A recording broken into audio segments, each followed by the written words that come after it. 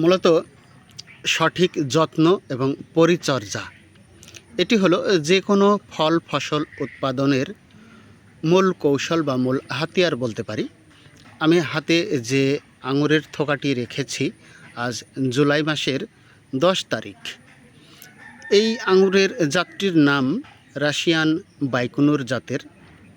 মূলত এখন আঙুরের যথাযথ সময় নয়, অসময়ে ফল এসেছে বা পরিকল্পিতভাবে ফল আনা হয়েছে।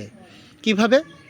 যখন এই গাছের ডালটি মূল গাছ থেকে এগিয়ে এসেছে, তার ডগাটি কেটে দেওয়া হয়েছে, তাকে আর বাড়তে দেওয়া হয়নি, তখনই সে এখানে ফল উৎপাদন করতে সক্ষম হয়েছে।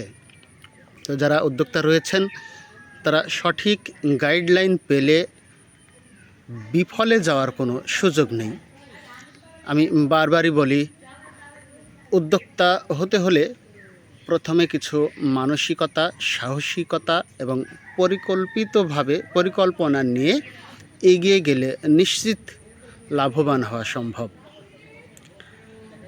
আর এছাড়াও যদি আপনারা শখের বশেও আঙুর চাষ করতে চান, আমি ব্যক্তিগতভাবে পরামর্শ দেব বাইকুনুর জাতের আঙুরটাকে চাষ করার। কারণ আমি নিজে লাগিয়েছি, তাতে আমি আশানুরূপ ফল পেয়েছি।